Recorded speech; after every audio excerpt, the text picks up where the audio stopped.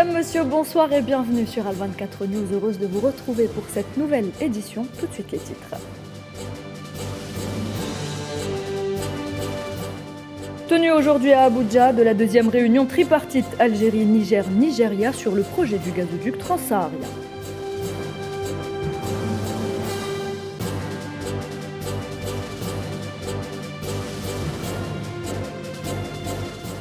Ouverture du sommet des chefs d'État de la communauté des États de l'Afrique de l'Est, un sommet qui devrait décider du déploiement imminent d'une force régionale dans l'Est de la RDC.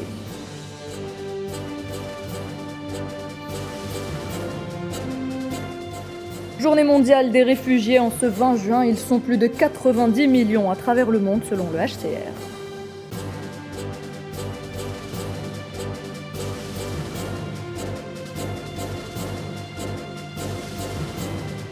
Les conséquences du conflit russo-ukrainien, la Russie devient le premier fournisseur d'or noir de la Chine.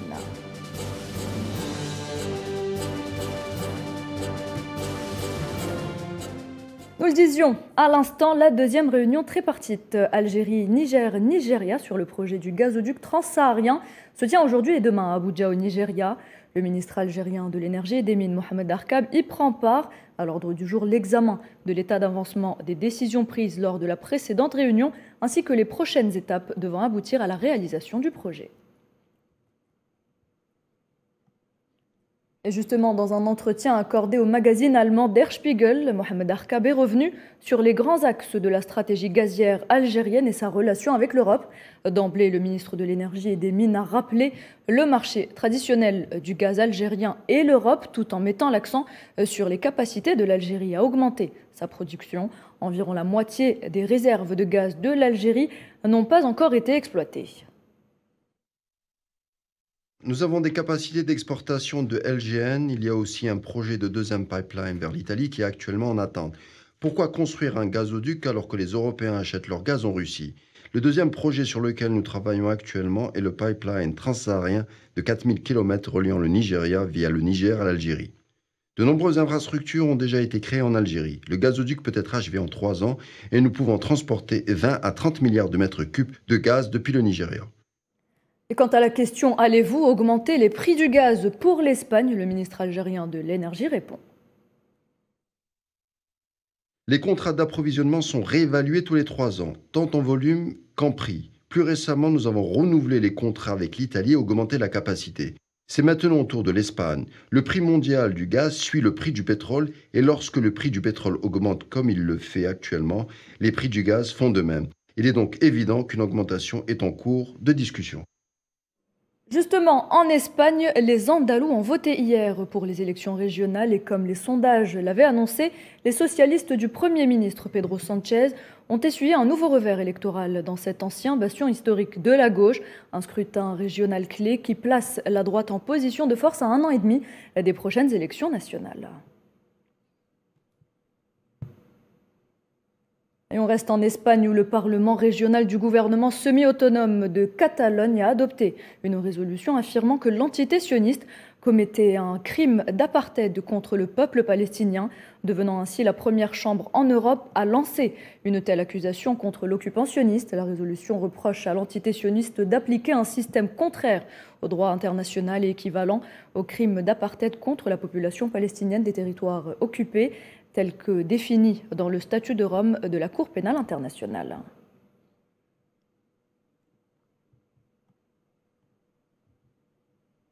À propos de l'entité sioniste, la ministre de l'Intérieur de l'entité sioniste en visite au Maroc ce lundi. Cela fait ainsi la 3e visite ou déplacement d'un ministre de l'entité sioniste depuis la normalisation avec Rabat. Elle doit rencontrer son homologue marocain. L'objectif aussi inattendu qu'étrange consiste à ramener de la main-d'œuvre marocaine, Leila Gertal. Le but de la visite est la facilitation bilatérale avec Rabat afin de faire venir des travailleurs marocains dans l'État hébreu très en demande de main-d'œuvre dans la construction et le secteur des soins infirmiers. Une main-d'œuvre très appréciée, semble-t-il, par l'entité sioniste. Comble de l'ironie, la ministre de l'Intérieur de l'entité sioniste se félicite presque de cette coopération avec les Marocains car, dira-t-elle, cette main-d'œuvre permettra d'améliorer le marché du logement et mieux accompagner la population âgée en Israël. Espérons bien sûr améliorer les liens civils entre les deux peuples, dira-t-elle. Seulement, la ministre de l'Intérieur de l'État sioniste n'a pas tout dit. Lorsqu'elle parle de construction et d'amélioration du marché du logement, une main-d'œuvre qui construit plus de colonies pour les colons ramassés dans les quatre coins du monde, améliorer le logement au détriment des Palestiniens et construit par des Marocains, voilà la suprême humiliation. Mais là ne s'arrête pas le mépris, car parmi cette main-d'œuvre, il y aura des infirmières et des infirmiers pour s'occuper de la gériatrie sioniste. Que demander de mieux? Une main-d'œuvre très bon marché qui fuira certainement la misère sans regarder en arrière, quitte à se jeter dans la gueule du loup. Des Marocains qui construisent pour des sionistes contre des Palestiniens. Voilà le genre de coopération que propose l'entité sioniste et la normalisation avec cette entité sioniste.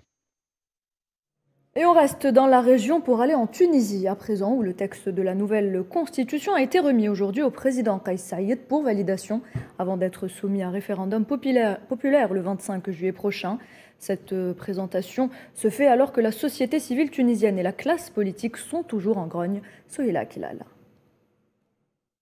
C'est aujourd'hui que le texte du projet de la nouvelle loi fondamentale a été remis au président tunisien Kais Saïed pour validation. Sadr Belhaïd, le président du Haut Comité national consultatif pour la Nouvelle République, a été chargé il y a quelques mois par le président tunisien de rédiger une constitution avant la date du 20 juin. Le texte devrait être soumis à référendum le 25 juillet prochain. Sadr Belhaïd a indiqué que la nouvelle constitution a consacré son premier chapitre aux questions économiques dans le but de promouvoir l'économie et d'améliorer les conditions sociales des Tunisiens. Le juriste a par ailleurs précisé que la nouvelle conception doit être faite de façon à ce que le président ne soit pas entraîné ou attiré par les tentations de dictature, de tyrannie ou d'abus de pouvoir. Le rejet politique et civil du référendum s'accroît alors même que les préparatifs sont en cours. Des centaines de personnes sont sorties manifester dimanche dans les rues de Tunis contre le projet de la nouvelle constitution et la révocation de 57 juges par le président Kais Saïed. Le dialogue national a été boycotté par l'opposition, dont la puissante organisation syndicale UGTT, qui a refusé de prendre part au dialogue. Le président tunisien élu démocratiquement fin 2019 avait imposé des mesures d'exception en limogeant le 25 juillet 2021 son Premier ministre et en suspendant le Parlement avant de le dissoudre le 30 mars 2022. De nouvelles législatives sont prévues le 17 décembre prochain.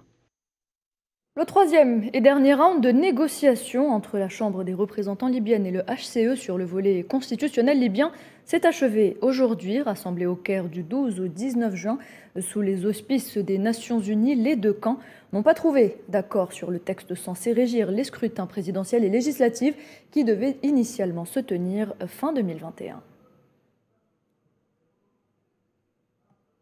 Et autre pays où la situation est tendue, le Mali. Des hommes armés ont tué samedi au moins 20 civils près de la ville de Gao, dans le nord du pays.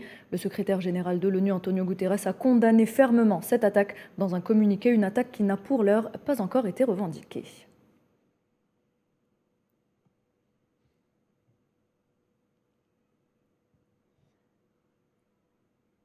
Et nous le disions en titre, Nairobi accueille ce lundi le sommet des chefs d'État de la communauté des États de l'Afrique de l'Est, un sommet qui devrait décider du déploiement imminent d'une force régionale dans l'Est de la République démocratique du Congo. Il s'agit de la première rencontre entre le président congolais et le président rwandais depuis le début des tensions entre Kinshasa et Kigali. Tinhinan Makassi. Les fantômes du passé refont surface en Afrique de l'Est, menaçant notamment les relations relativement apaisées depuis 2019 entre la République démocratique du Congo et le Rwanda. La résurgence du M23 inquiète la communauté des États est-africains, qui se sont réunis aujourd'hui à Nairobi à l'initiative du président kényan Uhuru Kenyatta. En avril dernier, à l'occasion du deuxième sommet de l'organisation, ce retour en force du M23 inquiétait déjà, et les possibilités d'un déploiement militaire dans la région est de la République démocratique du Congo étaient fortement envisagées. Et il semble que ce sommet devra trancher sur cette question. À noter que les chefs d'état-major des pays membres de l'organisation régionale ont étudié cette éventualité durant la journée de dimanche. C'est dans un contexte géopolitique délicat que ce sommet intervient. Et pour cause, un abcès sécuritaire refait surface dans la région est de la République démocratique du Congo. Les tensions ont redoublé ces dernières semaines entre la République démocratique du Congo et le Rwanda. En effet, Kinshasa accuse Kigali de soutenir cette rébellion à prédominance Tutsi, ce que Kigali dément.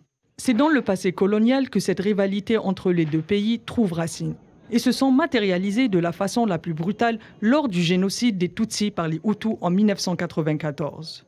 Selon bon nombre d'historiens, cette rivalité a été largement exacerbée par la France, dont le rôle prédominant lors du génocide n'est qu'un secret de polichinelle. Et puis ce fait inédit qui concerne justement la République démocratique du Congo, la Belgique a restitué au pays une dent de l'ancien Premier ministre congolais Patrice Lumumba, torturé puis abattu en 1961. Une restitution qui doit permettre aux Congolais d'établir un lieu dédié à sa mémoire. La dent en question avait été conservée par un gendarme belge en guise de trophée avant d'être saisie par la justice belge en 2016. Ne répondant pas à l'intérêt de l'ex-puissance coloniale en raison de son nationalisme, son panafricanisme et son anti-impérialisme, Patrice Emery Lumumba avait été déchu et lâchement assassiné par les relais de la Belgique au Congo avant que son corps ne soit dissous dans de l'acide, un crime de guerre face auquel la famille du défunt réclame que justice soit faite. Et au lendemain du second tour de l'élection législative en France, Emmanuel Macron apparaît isolé au centre d'un paysage politique sans dessus-dessous, avec une assemblée sans majorité claire, dans laquelle son camp recule fortement au profit tant de la gauche que de l'extrême droite. Le chef de l'État a perdu dans les grandes largeurs la majorité absolue, qui pendant 5 ans avait voté tous ses projets pratiquement sans discuter. Il hérite à la place d'une Assemblée nationale où, à défaut de majorité, vont siéger 2 oppositions puissantes qui lui sont résolument hostiles.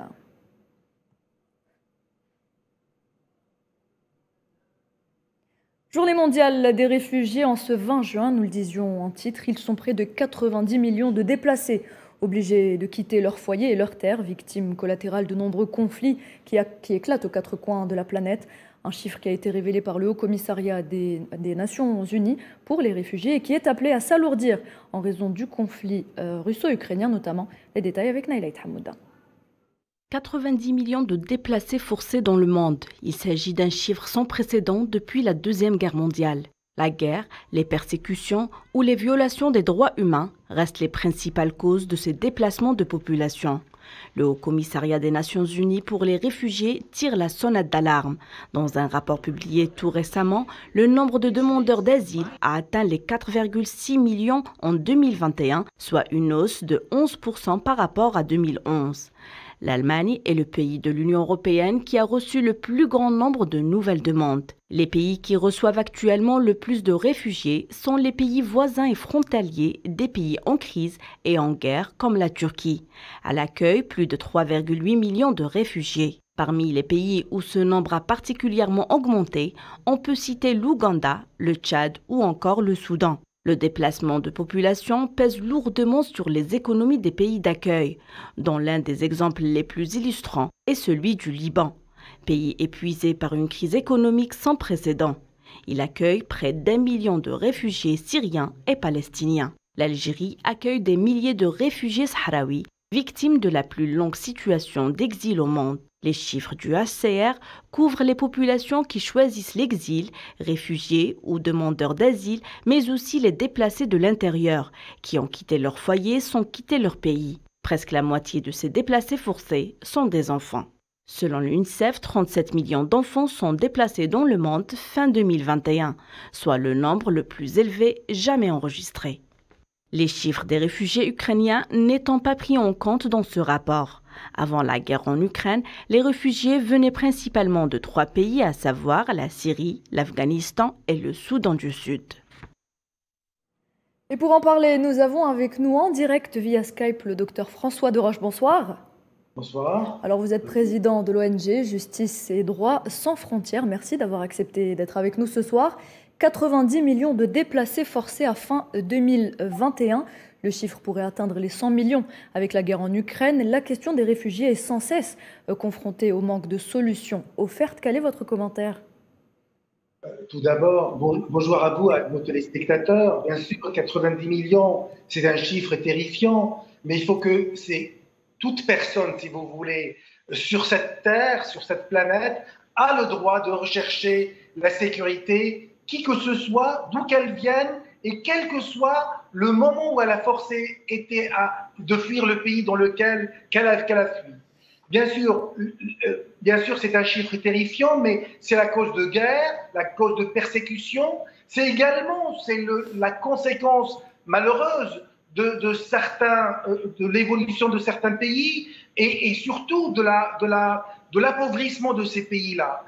Ces gens-là qui doivent chercher la sécurité, ces personnes contraintes de fuir doivent être prises en charge dans la dignité. Malheureusement, ce n'est pas toujours le cas, surtout dans la protection internationale, indépendamment de leur race, de leur couleur de peau, et c'est un droit qui n'est pas négociable. La quête de la sécurité est un droit humain.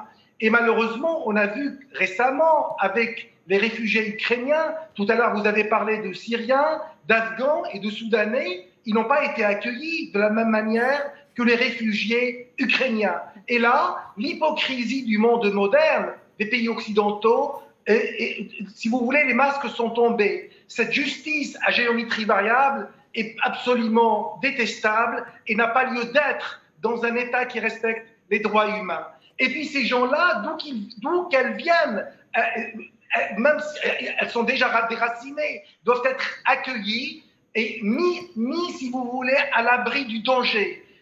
Normalement, ces gens-là peuvent prendre l'avion et peuvent avoir ce qu'appellent des frontières ouvertes, pas comme ce qui se passe aujourd'hui, quand on voit comment les réfugiés soudanais, les réfugiés syriens, les réfugiés afghans ont été traités par la marine italienne, par les gardes-côtes de la Grèce, par les gardes-côtes également, par les gardes-frontières polonais et hongrois. Bien sûr, en tant que défenseur de droits de l'homme, on ne peut que s'indigner. Monsieur Deroche, vous le disiez à l'instant, vous parliez d'hypocrisie de certains dirigeants du monde, notamment les dirigeants occidentaux, qui collaborent pour, par exemple, comme on le constate maintenant, pour sanctionner des pays comme la Russie ou encore la Chine, mais hésitent à apporter des solutions durables et humaines à la détresse de ces personnes déracinées. Pourquoi, selon vous ? Écoutez, je pense que c'est une hypocrisie qui, je vous dis encore une fois, elle n'a pas d'explication. Le bon sens et la raison n'a pas d'explication à part cette hypocrisie qui privilégie. Contrairement au droit international, il y a une convention, la Convention internationale des réfugiés qui a été ratifiée en 1951, ne fait pas de différence de race, de couleur de peau, de religion, d'où là où on vient. Normalement, elle doit protéger les réfugiés de la même manière. Par contre, en réalité, quand vous êtes blond aux yeux bleus, quand vous venez d'Ukraine, vous avez toutes les portes ouvertes. Quand vous êtes noir, quand vous êtes musulman, vous avez toutes les portes qui sont fermées. Ça, ce n'est pas le droit international. Et récemment, quand on a vu l'Angleterre qui voulait renvoyer des réfugiés rwandais chez eux, bien sûr, c'est inacceptable. Il n'y a pas de renvoi. Normalement, une personne ne peut être forcée, comme ils l'ont fait avec des charters. Heureusement, il y a la Cour pénale, la Cour des droits de l'homme, la Cour européenne, qui a stoppé le délire de l'Angleterre et a laissé ces réfugiés rwandais au Rwanda. Bien sûr, il faut également permettre un accès sûr. Il faut que les frontières soient ouvertes, les personnes qui sont contraintes à fuir, et puis restreindre et fermer les frontières comme le font les pays occidentaux. C'est quelque chose qui n'est inacceptable et ne permet pas cette quête de sécurité qui est indispensable. Merci monsieur, merci. Merci, surtout docteur. Pas des discriminations et un traitement humain. Merci beaucoup, merci monsieur François Deroche, merci d'avoir accepté de répondre à nos questions. Merci pour cet éclairage. Je rappelle que vous êtes président de l'ONG Justice et Droits sans frontières. Vous étiez en direct depuis Paris. Dans l'actualité, Également, le blocage des exportations de céréales est un véritable crime de guerre, selon Josep Borrell, chef de la diplomatie européenne, alors que l'on évoque le chiffre de 20 millions de tonnes de céréales bloquées en Ukraine sans raison. En raison du conflit russo-ukrainien, l'Union européenne songe à des solutions pour en ramener au moins une partie. Le ferroviaire pourrait être une solution, mais cela nécessite d'adapter les chemins de fer des pays.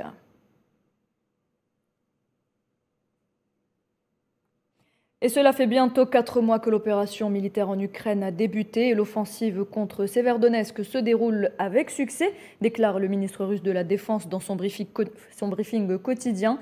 Selon le ministère, l'armée russe a libéré la localité de Metoklin dans l'est du pays. Et les conflits sont souvent l'occasion de se relancer financièrement. L'or noir russe boudé par l'Occident a trouvé preneur, la Chine. La Russie a en effet tellement accru ses exportations envers l'Empire du Milieu au cours des derniers mois que le pays est devenu le premier fournisseur du géant asiatique, et ce devant l'Arabie Saoudite. Karim Bouaziz. Une hausse importante et rapide. Une Chine de plus en plus demandeuse en énergie a trouvé un partenaire à la fois proche et pouvant assouvir ses considérables besoins. Rien que le mois dernier, le géant asiatique s'est vu acheminer presque 8,5 millions de tonnes de pétrole russe contre 5 millions l'an dernier à la même période. Une Chine énergivore certes, mais d'un autre côté une Russie qui ne peut compter que sur la puissance chinoise pour échapper à un boycott total. Les messages d'avertissement envoyés par les États-Unis et l'Union européenne à l'endroit de Pékin quant à un éventuel rapprochement avec Moscou n'ont eu que très peu d'effet finalement, avec plus 55% d'importations russes sur un an. La démarche de Pékin qui contraste avec l'attitude des Occidentaux qui tentent de réduire la dépendance aux hydrocarbures russes depuis la guerre en Ukraine. Pour ce qui est des achats du gaz liquéfié russe envers la Chine, c'est plus 54% sur la même période. A contrario des exportations de pétrole russe envers l'Occident en net déclin depuis 100 jours de crise ukrainienne. 3,9 millions de barils contre 3,4 avec l'Union européenne, 0,9 contre 0,1 en direction des États-Unis du Royaume-Uni. Une chute des échanges énergétiques russes compensée par une augmentation des envois vers la Chine, mais aussi vers l'Inde, qui n'a pas condamné l'opération dite spéciale russe en Ukraine. Pour ce qui est du pays d'Asie du Sud, c'est un bond de 0,1 million de barils vendus contre 0,9 million de barils jour, rien que pour la dernière période du mois de mai. Au-delà de la sphère de l'énergie, tout produit confondu, les importations totales chinoises en provenance de Russie ont augmenté durant le mois dernier de 80% sur un an pour atteindre 11 milliards de dollars.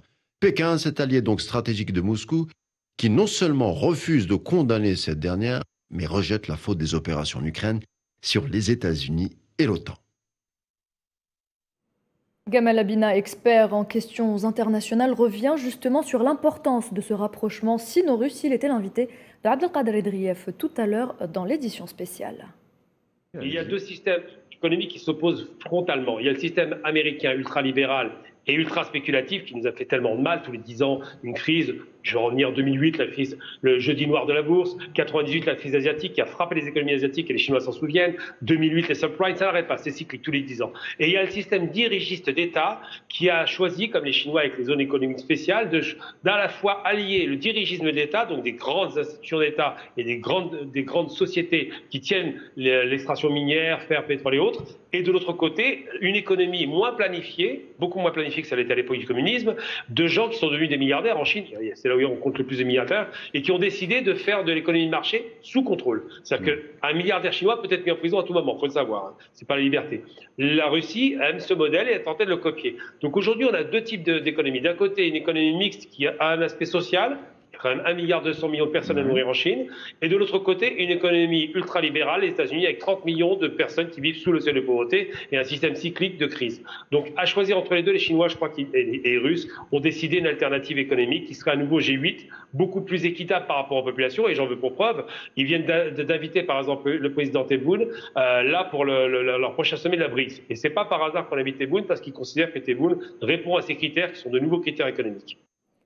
C'est un vote historique qui s'est tenu hier en Colombie. L'opposant Gustavo Petro est devenu le premier président de gauche de l'histoire du pays avec l'ambition de changer un pays en crise et qui n'a jamais connu une telle alternance. Le gouvernement qui entrera en fonction le 7 août prochain sera celui de la paix, de la vie et de la justice sociale, a-t-il déclaré.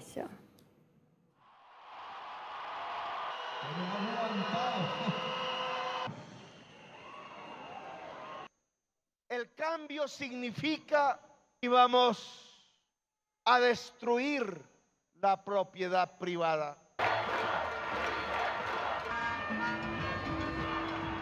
Retour en Algérie où s'est tenu aujourd'hui le Salon international des équipements, des technologies et des services de l'eau, le SIE Polytech, dans un contexte de stress hydrique frappant plusieurs pays du bassin méditerranéen. Et justement, l'Algérie prend les devants en matière de lutte contre ce phénomène. 13 pays, 100 entreprises et 4200 visiteurs animeront les pavillons et stands durant cette manifestation prévue jusqu'au 23 juin.